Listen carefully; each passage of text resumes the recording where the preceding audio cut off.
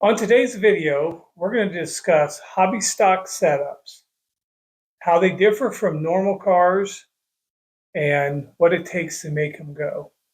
Springs, shocks, ride heights, these are the topics we'll be talking about when we get back. On today's video, like I said, we're going to cover hobby stocks. Hobby stocks are a class that is rule inhibited. It originally probably was a beginner's class. It's not so much a beginner's class today. Very competitive class. There's versions of outlaw hobbies all across the country, and the hobby stock popularity has grown a lot. There's some decent money paying shows for a hobby this year. So we'll cover hobby stock setups from springs, shocks, rules, some of the things you have to deal with when you drive a hobby stock. Hobbies are pretty popular amongst all sanctioning bodies. IMCA has a hobby, USRA has a hobby, WSOTA has a pure stock. Sometimes they're called factory stocks, UMP. And in that Oklahoma, Arkansas, Texas area, there's some outlaw hobbies. And I think there's some outlaw hobbies in the North Carolina area. So different types of hobbies. Most sanctioning series does have a hobby stock. IMCA is probably the hardest rule package in a hobby. They have no jack bolts. They have stock located shocks and no lead. Plus, there's a lot of rules they have. Now this year they have a ride height rule, and they're going to be very particular on the ride height rule. The USRA, their rules are just a little more lenient. They do allow lead. If you put lead in the rear, you have to put half as much again in the front. So for an example, if you used to do 50 pounds of lead in the rear, you'd have to put 25 in front of the motor plate.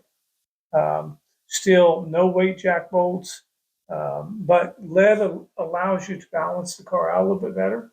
So unlike an IMCA car where you have to do it with spring wedge, here you can put lead to get weight to transfer or to get weight on that tire.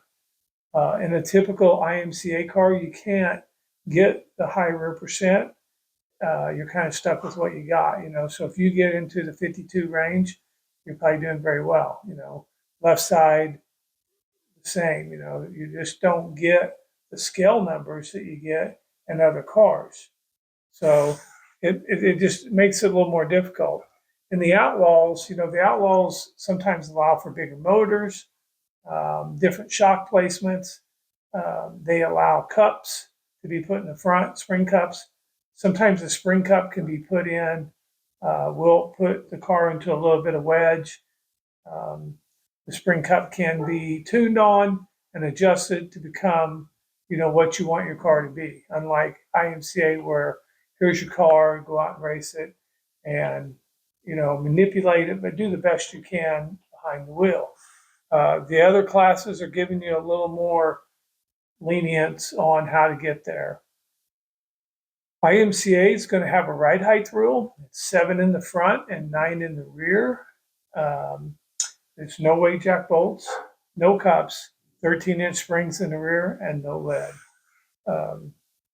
The rule is measured at the kickout, and I would suggest to go to either our team page or IMCA's page and view the rule.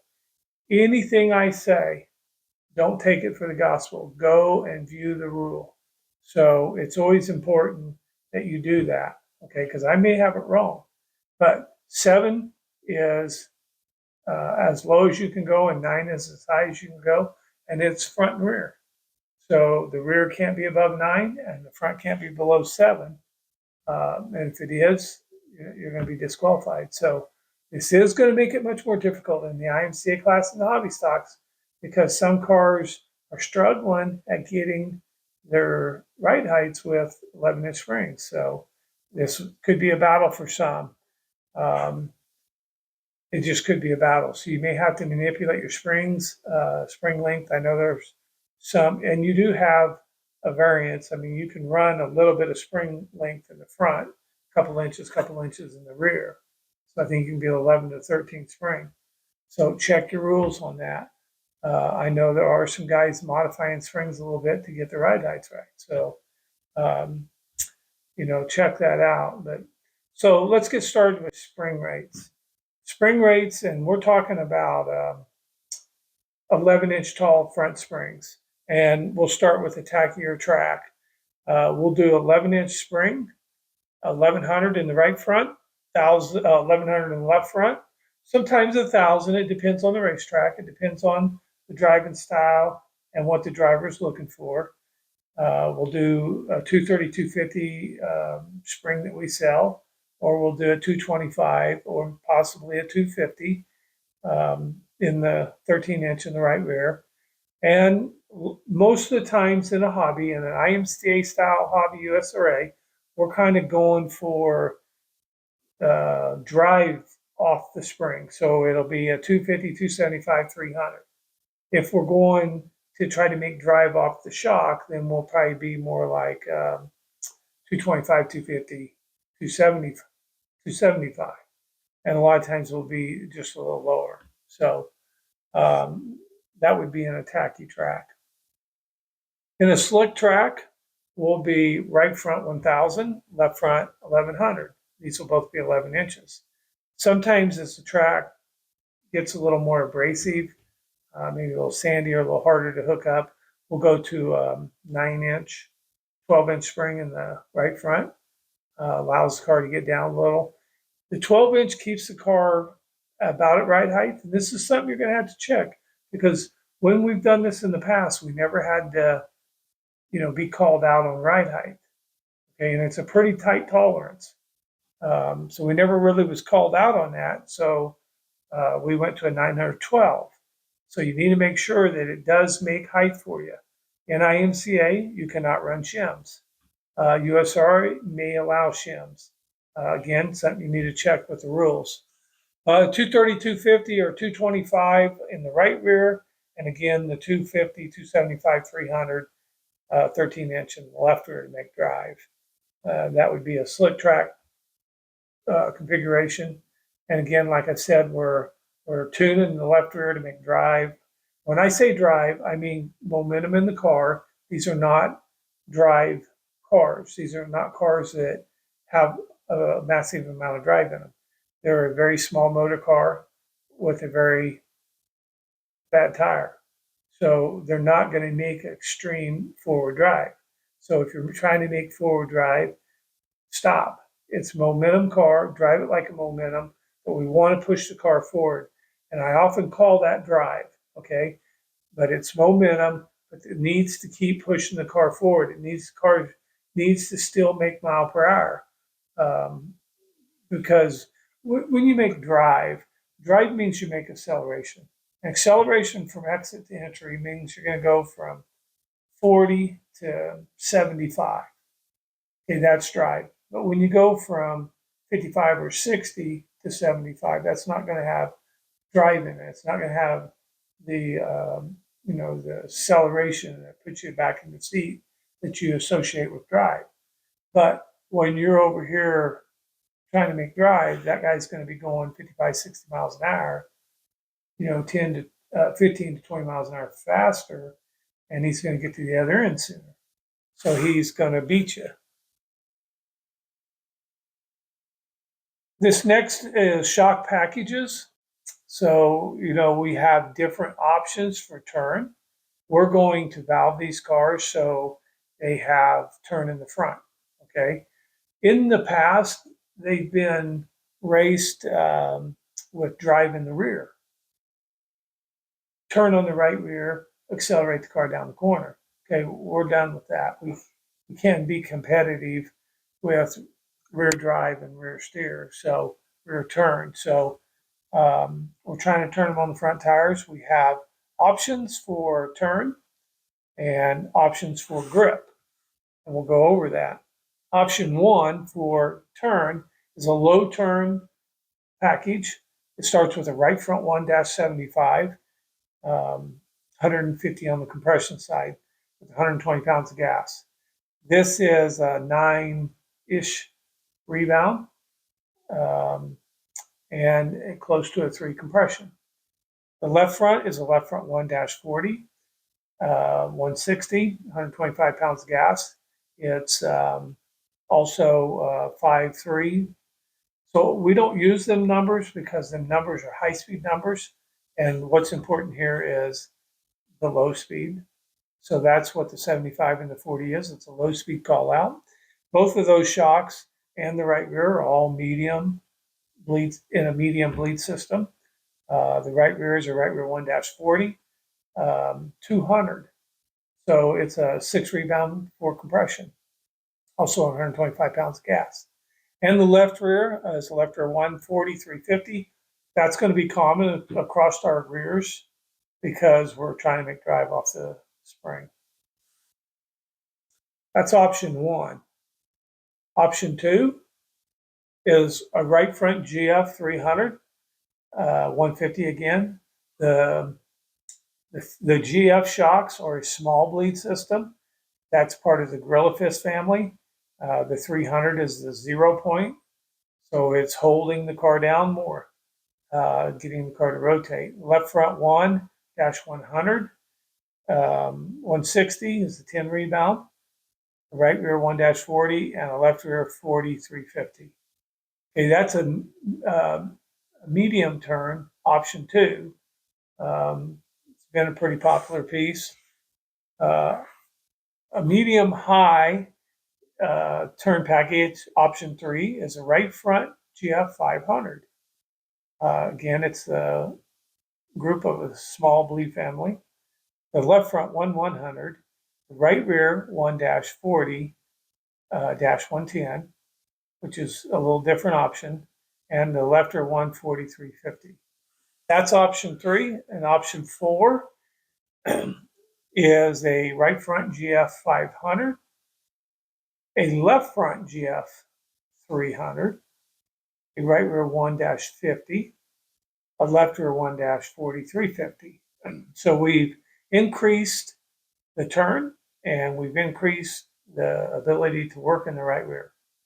So both of them have stepped up a little bit. The front rebound is tremendously better, and this is a lot more rebound than a lot of guys, and especially older gentlemen, older people racing. This is a lot more rebound, but it does work extremely well. So it's not something you have to fight. And you may not like it at first, but it is going to be faster. Now, this is a momentum setup. This is turn on the front tires. So if you're going to drive in deep, try to rotate car on the right rear and accelerate it off, this is not going to make you happy. This is going to make you very upset. So this is not that. So if that's what you're going to do and that's how you're going to act, then this is not the setup for you. Okay, this will probably take a little bit of learning curve to drive. This is turning with front tires. It'll get you through the center and back to the gas sooner. So it allows us to accelerate more off the corner. Grip options can go on any turn package. Okay. And we are limited a little on the hobbies because of the front shocks and how the front shocks are. They're so short and in stock location. There are some limitations to what can be done in that shock. Okay, we are a gas shock. It's a monotube shock. It's a 46 millimeter shock.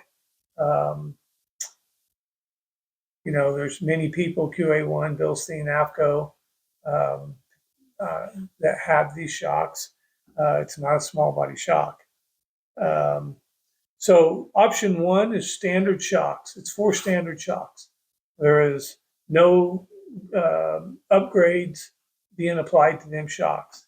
Option 2 is 3 standards and an SRT left.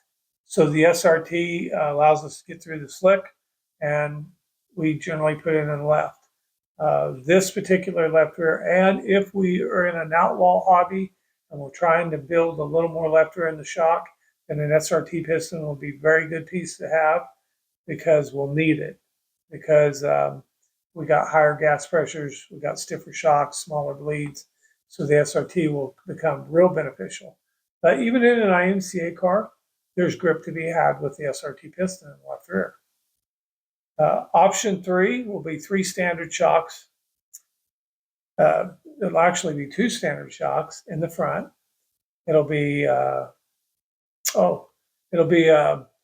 right rear shaft support. I was wrong. It'll be 3 standard shocks, a right rear shaft support, and an SRT left rear. The right rear shaft support is something that we're doing to give the car better grip. We're not going to go into great details because it's still something that we're using. Option 4 will be a right front and a left front SRT. We can do these with in all 4 corners. We can do them in the fronts. We can do them in the fronts. So it's not just set to these packages. If you want to mix a combination, you can. Okay, but here's where it does get specific. In the rears, we can do base valve. In the fronts, we cannot do base valve. We can do SRT on all 4 corners. And we can do an elite, which is an SRT and a base valve in the right rear, left rear. Okay, so grip for, option 4 was SRTs in the front, right rear SRT base valve with the shaft support, and a left rear SRT piston. The SRT piston is a piston that allows oil to bypass the piston when the car hits a hole.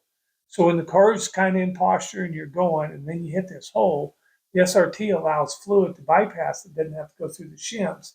So the shims are at pressure when this is happening. And then all of a sudden, they're going to be asked to be at a much higher pressure right now, real quick. Let that oil through, go back to where you was. Okay, and it doesn't want to happen. Not in our shocks, not in anybody's shocks. Okay, so the car shakes, becomes rigid through the shock, and it shakes, and the tire becomes the flexing point. And when that tire does it, it loses grip because it's pulled itself away from the racetrack. So if the piston can allow the oil to bypass without affecting the shims, then as soon as it was done, the shims would be right back where they were. So this is the beauty to an SRT. And the real beauty to it is it's slick, rough track, but it can be smooth, rough track, because when the track gets slicker and it's not real rough, but like say,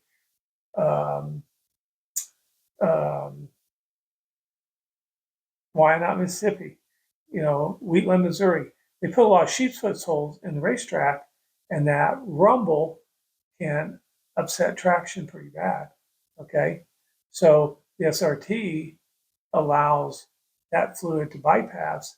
It pretends for a second there's more bleed in the shock. Base valve. A base valve is a piston that's in the tube, has shims on it.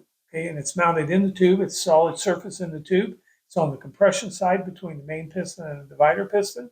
And like I said, it's fixed in the tube, and it heads off the pressure that the piston's making in the compression stroke in the oil column. The divider piston's job is to hold that in place and let the oil work through the shock while it's slowly moving away from. So the divider piston has really a hard task. And in today's world, it has a harder task because we're trying to gas it down to a minimum, what looks good on a dyno at 6 inches. So we can get it by the dyno very simply, but we can't get it across the racetrack. Okay, and most drivers don't get out of the car and go, I think I got a gas problem in a shock.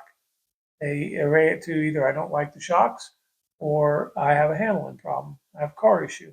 And if you chase the car issue, you're never going to catch it because it's in the shocks.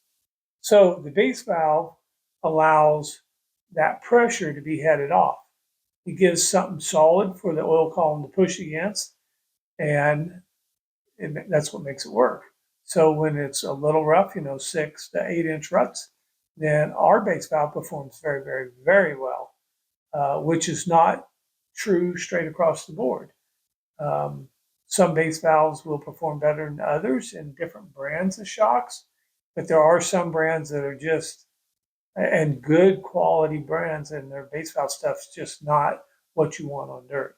So the real benefit to base valve in the market is the lack of rod force. That's what everybody thinks. That because I got this piece in there, I can turn the gas pressure down and I don't have to fight that rod force in the slick. And this is all true. This is exactly true. But the real benefit to the base valve is how it makes the oil column function properly. So it decreases the lag that's created in the oil column on the compression stroke. And the compression stroke is where we're making feel. So it's important that it works now and responds very quickly. So when you take that lag away and you lower the gas pressure, all of a sudden you got a really good piece and it's making really good grip. So we can do that in the rear shocks, cannot do it in the front. There just is not enough room. Okay. In all these classes, and I really did cover this, but in all these classes, they have one thing in common. They say, most of them say you can't shim down. USRA says 3/8 of an inch. Says you can't shim down the front shocks. Okay, IMCA will allow you to put a 1/2-13 nut under the shock between the shock and the control arm to shim it down. And when Tom was director, and Dave may have a little bit different approach on it, but Tom told me, he said, if you put the nut in there, I'll allow it because I can look at it and see it's a nut.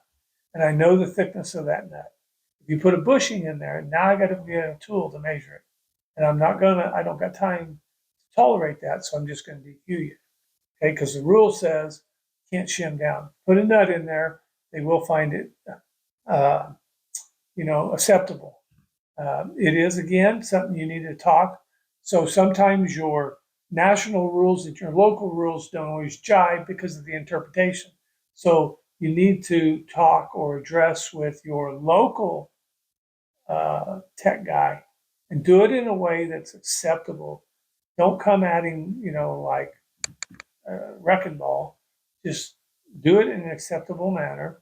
And then if his interpretation is different than yours, or his interpretation is different than what we've discussed, or maybe Dave's, then maybe Dave will have a discussion with him to clarify this.